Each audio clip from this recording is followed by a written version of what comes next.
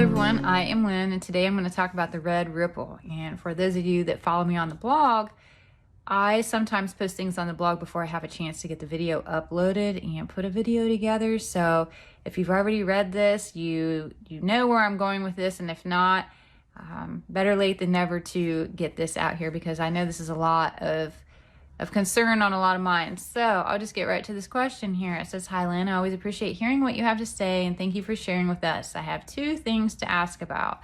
One, there was supposed to be a red wave, this cycle. I'm trying to choose my words because they flag everything out there, and it seems to be heading that way. Then it slowly turned to a red ripple. I feel like the powers at work somehow changed the outcome, but in a harder to prove way. Outcomes like Federhu, the hunchback senator from Pennsylvania, their words, not mine, but needless to say, won over Oz. People from the campaign or supporters stole Oz signs, were caught on video, and in watching the debate, he couldn't even answer questions, repeated himself, and he basically, they said, was sad to watch. I don't believe that he could have won without help. Arizona, with their issues, is so very suspicious and convenient. These are some of the many examples. So how did they do it this time?" My second question, can you give us some good news? Everything that has happened has been hard to deal with, which makes it hard to stay positive. Is there someone or something that can give us some hope that the future isn't so bleak? Anything going to happen that will turn this changing world into a positive one? Something that will stop the Great Reset? Something positive, anything positive for us to build on?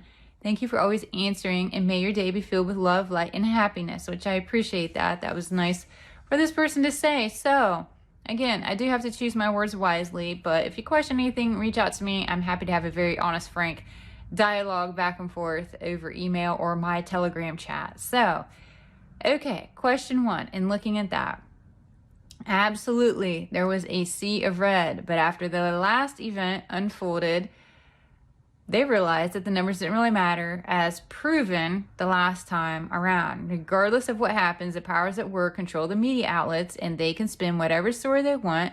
They learned a few years ago that the red would be outraged, but ultimately nothing was going to happen. Let's think about it. What really happened? A lot of talk, a lot of anger, a lot of emotions, but actually not really anything happened.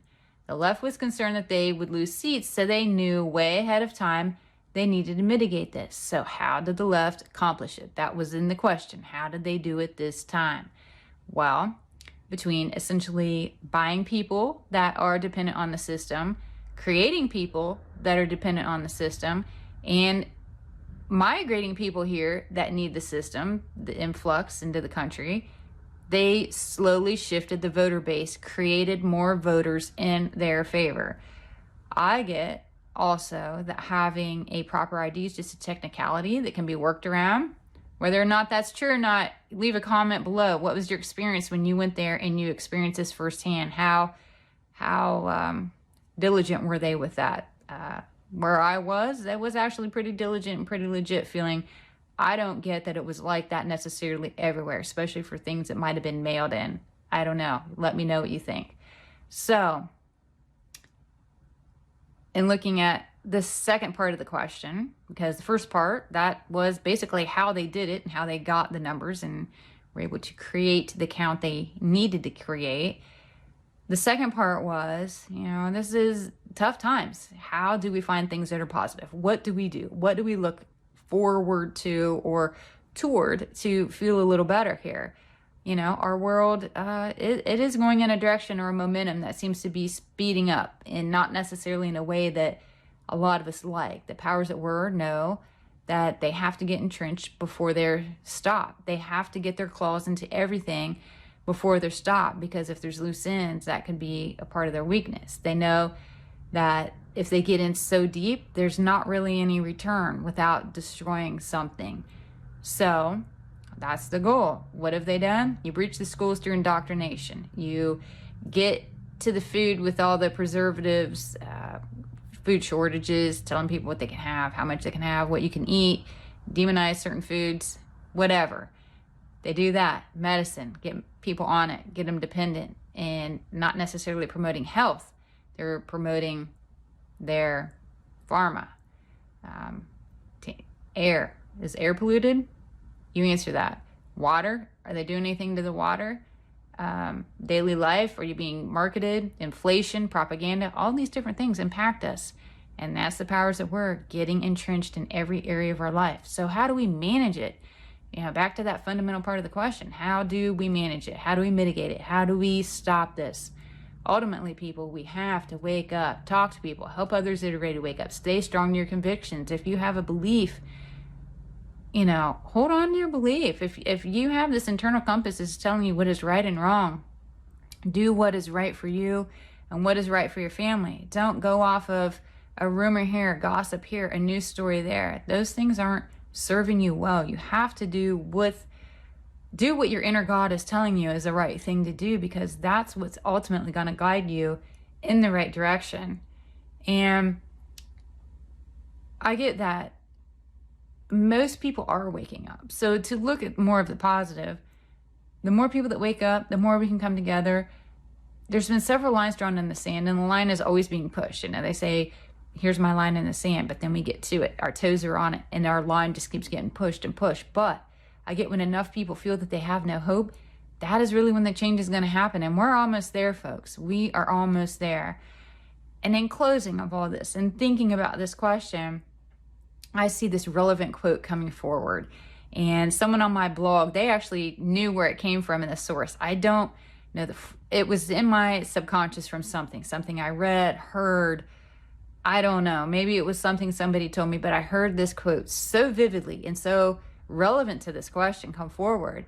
And it was something about, be cautious of the man who wants to be left in peace and live his life with his family, because once provoked and once taunted, you change the very nature of that man. Like, you can take a very sweet person and you can taunt them and poke them and poke them and poke them, and eventually they're going to fight back. The nature of them isn't necessarily a sweet isn't this vindictive, fightful person. They're a sweet person at heart, but you've changed them by the outside stimulus. And I get that is what's happening. Once provoked and taunted, you change that very nature of that man. Think about how powerful those words are. And he becomes protective. He's going to resort to any means possible to survive. I get our world is just like this. People want to be left alone to live in peace. They don't want all this extra stuff all the time. They want their families to thrive. The very nature of what's happening is provoking people and creating and changing us into something we are not. Watch out, because I see resistance honestly being on the horizon here, and that might not seem positive, but it is the real hope of change and not just the hopium distraction. I get the real hope and the real change is out there, because people can only take so much before they become something they normally aren't. And that part of it is sad, but it might be the reality of what we need to create the world we all really want to be in. So I will leave you with that. Thank you so much for listening. If you made it all the way to the end of this video, thank you so much for your support. Hop on over to the blog, check me out. All those things help me so much. Again, I'm Lynn with Psychic Focus at psychicfocus.blogspot.com, and I will see you in my next video. Thank you. Bye.